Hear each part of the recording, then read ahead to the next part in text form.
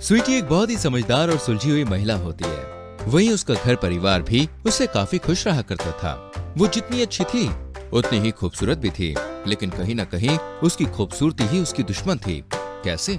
चलिए देखते हैं। एक दिन की बात है, स्वीटी बाजार से सामान लेकर अपने घर जा रही होती है कि तभी स्वीटी का पड़ोसी लल्लन वहाँ पे आ जाता है।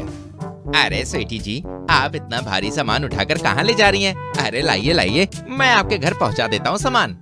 नहीं नहीं, रहने दीजिए, ज्यादा हैवी नहीं है ये। अरे भाभी जी, कहीं आपके कोमल कोमल कलाइयों में मोच आ गई तो लाइए ना, हम पहुँचा देते हैं। अच्छा ठीक है। फिर स्वीटी लल्लन को सामान पकड़ा देती है और फिर लल्लन सामान उसके घर तक पहुंचा देता है। कौन था बहू?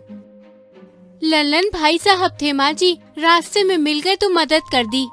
चलो अच्छा है, भले पड़ोसी मिले हैं हमें। वही जब लल्लन घर पहुंचता है तो क्यों जी, आज बड़ा स्वीटी की कलाइयों का ध्यान आ रहा था आपको। कभी मेरी हेल्प तो नहीं करी बाजार से सामान लाने में, क्यों? अरे नहीं नहीं, ऐसा नहीं है भाग्यवान। अरे वो भाभी जी अकेले सामान उठाई थी तो अच्छा नहीं लगा तो हमने पहुंचा दिया। अच्छा रुको, मैं बताती हूँ क्या अच्छा लगता है। फिर चांदनी लल्लन को हॉकी से खूब पीटती है।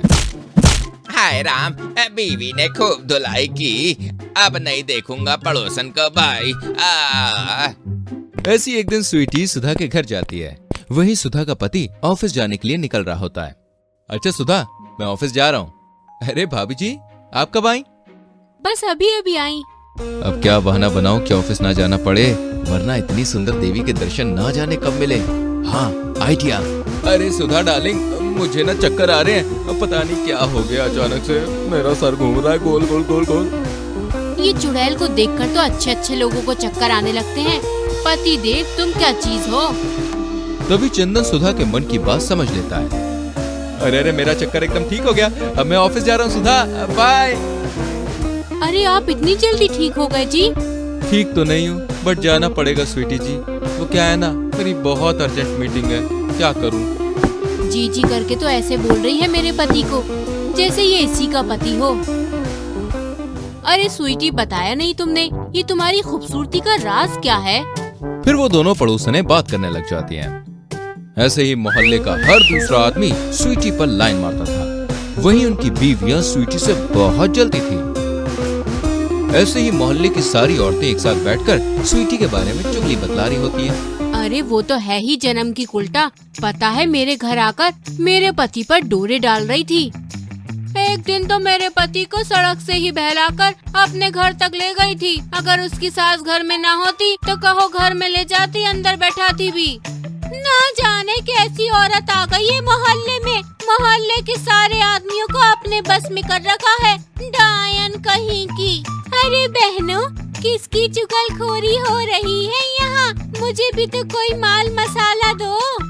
अरे उसी डायन स्वीटी की, और किसकी? वही चुपके से मोहल्ले की औरतों द्वारा की जा रही ऐसी बातें स्वीटी की सास सुन लेती है और वो अपनी बहू के चाल चलन पर शक करने लगती है। माँ जी, मैं डुग्गू के स्कूल जा रही हूँ, फीस भरनी है। हाँ हाँ, जाओ बाहर, गुलछर्रे उड़ाओ। वैसे भी नाक तो कटा ही दी है मोहल्ले में। माँ जी, मैंने क्या किया जो आप इस तरह कह रही हो मुझे? तू जान तूने क्या किया, कुलक्षणी कहीं की है। वही स्वीटी रोते हुए अपने कमरे में चली जाती है। क्या हुआ, आज नहीं जा रही अपने नए बॉयफ्रेंड से मिलने तुम? अजी, आप ये क्या अनाप शनाप बोले जा रहे हैं मुझे? अरे क्या गलत कह रहा हूँ मैं? रोजाना तो बॉयफ्रेंड बदलती हो तुम, कभी इसके पति के साथ, कभी उसके पति के साथ घूमती हो। शायद तुम्हें आज कोई मिला नहीं है, इसीलिए अपने पति के पास आ गई हो तुम। हाँ? ये सब क्या कह रहे हैं आप? जो सच है मैं वही कह रहा हूँ। अरे मुझे तो तेरी शक्ल भी नहीं देखनी, चरित्रहीन कहीं की। इसी तरह रोजाना अब समाज परिवार सब उसे ताने मारने लगते हैं, जिसे तंग आकर एक दिन वो अपने आप को मारने का निश्चय कर लेती है। मैं सबसे इतनी अच्छी बनकर रही, आज दुनिया मुझे उसी की सजा दे रही है। इतना तक कि मेरा पति भी मेरा साथ नहीं दे रहा, तो मैं किसके भरोसे जीऊं? इससे अच्छा तो मैं मर ही जाऊं। फिर वो जहर पीकर अपने आप को खत्म कर देती है। वहीं जब सास और पति वहाँ आते हैं तो स्वीटी, ये तूने क्या किया? अच्छा हुआ मर गई, चरित्रहीन कहीं की। पूरे मोहल्ले भर के आदमियों को फंसा कर रखा था। अच्छा ही हुआ बला टली। तभी स्वीटी के पति की नजर टेबल पर रखे हुए लेटर पर जाती है और वो लेटर उठाकर पढ़ने लगता है। मैं चरित्रहीन नहीं हूँ, जो सब मुझे चरित्रहीन कहते हैं। मेरी क्या गलती कि मैं खूबसूरत हूँ। मेरी खूबसूरती ने ही मेरी जिंदगी बर्बाद कर दी। मुझे जीने का कोई हक नहीं है। इस दुनिया में अच्छे लोगों की कोई जगह नहीं है। मैं मर ही जाऊँ वही अच्छा है। और जब तुम ही साथ नहीं दे रहे तो जीकर ही क्या करूँगी। तुम्हारी स्वीटी। स्वीटी, तुम क्यों मुझे छोड़ के चली गई?